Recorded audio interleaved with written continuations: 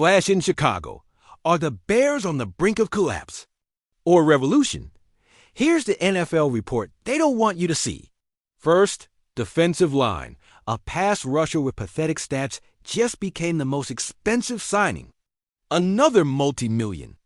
Mistake or the genius Poles is hiding? You can't even imagine the hidden clause in his contract. Second, ghost coordinator Dennis Allen has 72 hours to prove he's not another Todd Bowles.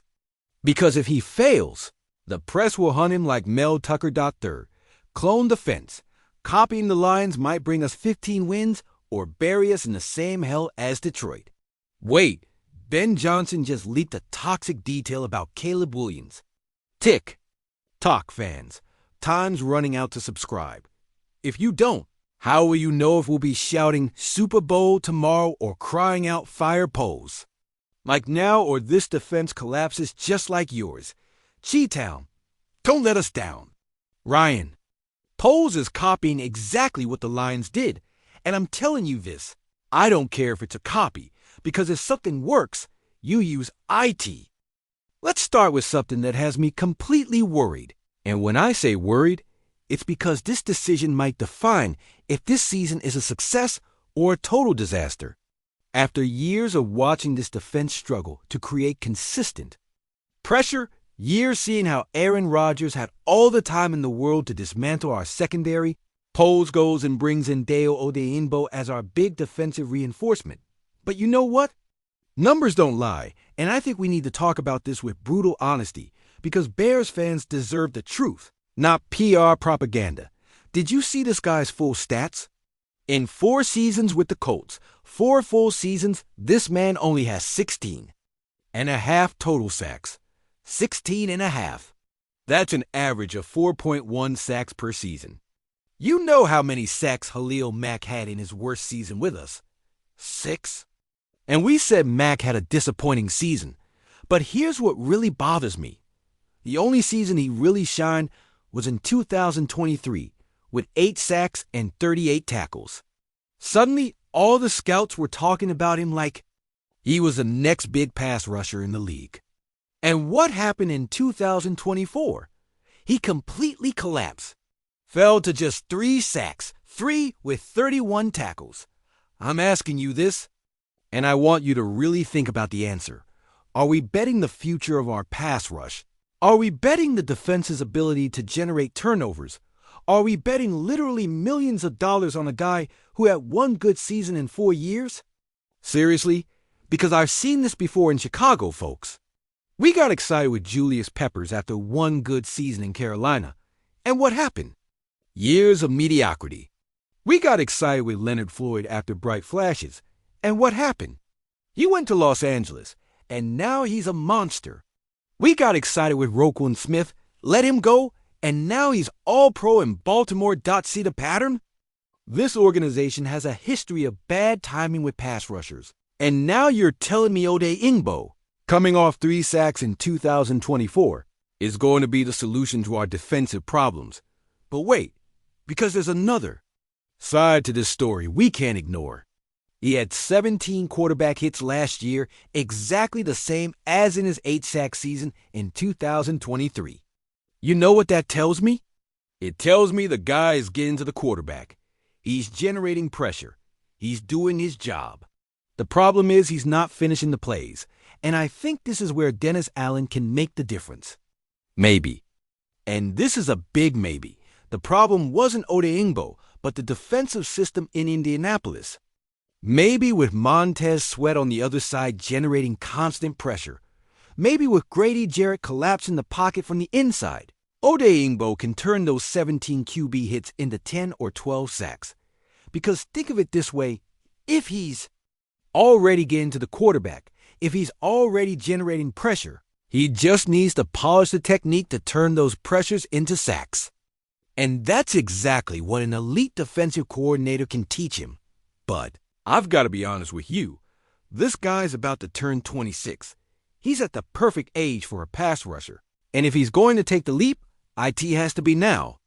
We can't wait 3 more years to see if he develops consistency. This season is make or break for him, and by extension, for our defense. If you thought Ode Ingbo was complicated, wait till you hear my analysis on Dennis Allen and what he inherits as defensive coordinator. I'm telling you this without beating around the bush. This situation could be brilliant or it could be a disaster of epic proportions. Dennis Allen comes to Chicago with a complex reputation.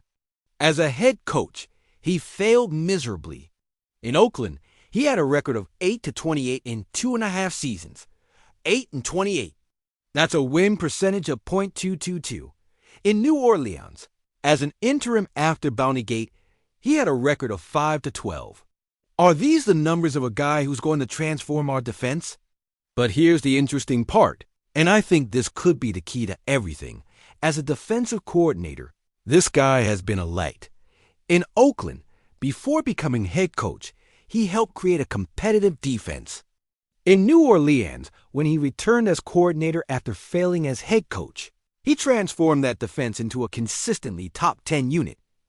You know which defenses Allen coordinated in New Orleans. In 2015, they were 9th in yards allowed. In 2017, they were 10th. In 2018, they were 14th but first in red zone defense. See the pattern? This guy knows how to build a defense when he doesn't have to worry about the whole organization. Because here's the brutal reality. He inherits a unit that ranked 27th in the league, last year allowing 354.3 yards per game. 354 yards. In a league where offenses are more explosive than ever, we were allowing pretty much any team to move the ball at will against us. I'm telling you this, our secondary could be our strongest point. But it could also be our Achilles heel depending on how Allen uses it. Jalen Johnson is elite. No discussion there. The guy had an all-pro season and signed a contract that makes him one of the highest-paid cornerbacks in the league. But can Allen design schemes that maximize his talent? Kyler Gordon just signed as the highest-paid slot safety in the league, which tells me the organization believes in him. But it also worries me because why pay so much for a slot safety unless your defensive scheme is completely built around that position? Can Allen justify that investment? And what about Kevin Byard? The guy's turning 32, coming off a season with more downs than ups, and he's in the last year of his contract. Are we betting our defense on a veteran who might be in decline? And Yaquan Brisker, who I love as a player, only played 5 games last year due to concussions. Can we trust he'll be healthy all season? And at linebacker? Tremaine Edmonds, NT. Jay Edwards are fine, they're solid players. But what happens if they get hurt? What if Allen's scheme requires more speed than they can provide? Are we going to rely on a 4th-round rookie in Ruben Hippolyte to step up immediately? You're CRAZ. Why if you think that depth is enough to compete in the NFC North? We have to face Justin Jefferson twice a year, Amon-Ra St. Brown twice a year, Romeo Dew and the Green Bay receivers twice a year. How are we going to rotate when those guys are running routes for 8 full quarters? But here's what gives me hope, and I think this could be the difference between a successful season and another disappointment. Dennis Allen comes from being a head coach, and that gives him a perspective few coordinators have. He understands pressure, understands managing personalities, understands making adjustments during games because he's been in that position. Look at the list of elite defensive coordinators who were failed head coaches. Vic Fangio was terrible as a head coach in Denver, but his defenses in San Francisco and Chicago were elite. Brian Flores had issues as a head coach in Miami, but his defense in Minnesota last year was spectacular. Jim Schwartz failed in Detroit, but afterward, he created top 10 defenses in Philadelphia, and now in Cleveland. See the pattern? Sometimes, failing as a head coach frees these coordinators to focus completely on what they do best. Allen doesn't have to worry about the offense. He doesn't have to worry about special teams. He doesn't have to handle the media pressure of being the face of the franchise. He just has to do one thing, create an elite defense. And here's my bold prediction. I think Allen is going to surprise a lot of people because he has the tools. Jalen Johnson, Kyler Gordon, potentially a healthy Brisker. Edmonds and Edwards at linebacker, and a defensive line that significantly improved. But Chicago isn't done. Because here comes the really crazy part of all this. What could define whether this administration finally brings the Bears back to relevance, or if it's another false hope? Ryan Poles is following exactly. And when I say exactly, I mean exactly. Step by step, play by play, the formula the Lions used to go from being the absolute laughingstock of the division to winning 15 games and being NFC North champions. Do. You remember when the Lions were literally a meme? When same old Lions was something we all knew? When Dan Campbell arrived crying in his first press conference, talking about biting kneecaps, and we all thought he was crazy? When Matthew Stafford left because he couldn't win there and we all said, can't blame him? Well, look how they've completely turned the table. And I'm telling you this, it wasn't luck. It wasn't coincidence. It was a specific formula that Poles is now copying step by step. First step, Ben Johnson, the very offensive coordinator who helped the Lions have one of the most explosive and creative offenses in the league the last 2 years. The same guy who designed plays that had everyone talking. Remember those crazy formations? Those trick plays that worked because they were perfectly designed? How they turned Jared Goff from a mediocre quarterback into an MVP candidate. But I'm telling you this, it's not just Johnson, it's the whole organizational philosophy that comes with him. Johnson understands something offensive coordinators in Chicago haven't understood in decades. You can't have an explosive offense without protection for your quarterback. The Lions invested heavily in the offensive line. And what did Poles do as soon as Johnson signed? He brought in Joe Thuney, one of the best guards in the league, a guy who's won Super Bowls, who knows how to protect elite quarterbacks. He brought in Jonah Jackson, who knows Johnson's system because he played with him in Detroit. And he brought in Drew Dalman as center, completing a completely new offensive line. Remember how Caleb Williams got 68 times last year? 68 sacks. That's more than 4 sacks per game. That's a rookie quarterback being physically abused game after game. How did we expect last year's first overall draft pick to succeed when he was being massacred behind that disastrous offensive line? But here's the brilliance of Poles' strategy. He didn't just bring in players. He brought in players who already knew Johnson's system. Jonah Jackson already knew how to block for Johnson's offensive concepts. He already understood the timing. He already knew how to create the pockets Johnson needs for his play-action plays. And that brings me to the most important point. I think the key to the Lions' success wasn't just having talent. It was having continuity and chemistry. Johnson had time to develop his system. The players had time to learn it. And when everything finally came together, they were unstoppable. The Lions progressed year after year with Johnson in a way that seemed almost predetermined.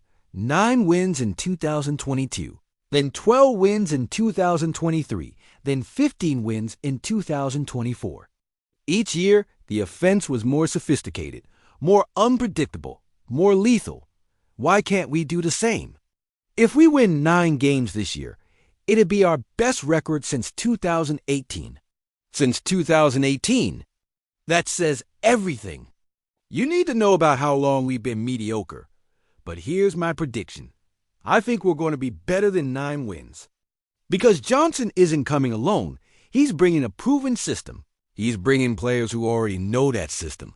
And he's bringing a quarterback who has more natural talent than Jared Goff. Did you see Caleb Williams at USC? Did you see that Heisman season? Did you see how he could make impossible throws? How he could extend plays with his legs? How he had the confidence of a veteran being a college player? Now imagine that talent with the right protection and the right offensive system. I think Poles finally understood something this organization hadn't in decades. You can't build a winning team without protecting your quarterback, without having an elite offensive line, and without having continuity in your offensive system. The Packers know it. That's why they protected Aaron Rodgers and now Jordan Love. The Vikings are learning it. That's why they invested in their offensive line. The Lions have mastered it. That's why they were division champions.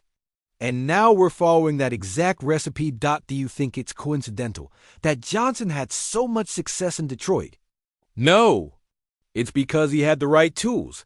An offensive line that gave Goff time, running backs that could execute his running game system, and receivers that understood his concepts. Now he has those same tools here in Chicago, but with advantages he didn't have in Detroit. He has a better historical defense, a better organizational tradition, a city that lives and breathes football in a way Detroit never could.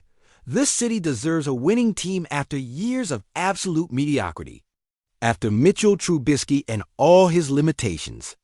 After Matt Nagy and his complicated systems that didn't work. After Ryan Pace and all his questionable draft decisions. After all the disappointments, all the ruined seasons, all the shattered hopes. We finally have an organization that understands how to build a real contender. And the proof is in the details. Poles didn't just hire Johnson. He hired players who already knew his system. He didn't just improve the offensive line. He improved it with proven players who won at the highest level. He didn't just bring veterans. He brought leaders who can teach Caleb Williams how to be professional. Look, I've covered this team for years. I've seen administrations come and go. I've seen hopes built and destroyed. And I've never seen an offseason so smart, so methodical, so focused on a specific plan. Odeyingbo could be a risk. Absolutely. And if he doesn't produce, it will be a big problem. Can the defense struggle at first while Allen implements his system? It's possible, and that can cost important gains. But the strategy of following the Lions' success step by step, that's brilliant for Chicago. That's exactly what we needed. Do you think Odeyingbo will have a breakout season and justify the investment, or will he be another costly disappointment like we've seen so many times? Can Dennis Allen transform this mediocre defense into a top 10 unit that can compete with the league's best offenses? And can Ben Johnson really replicate his offensive magic from Detroit here in Chicago with Caleb Williams? Let me know in the comments what you think about all these Poles moves.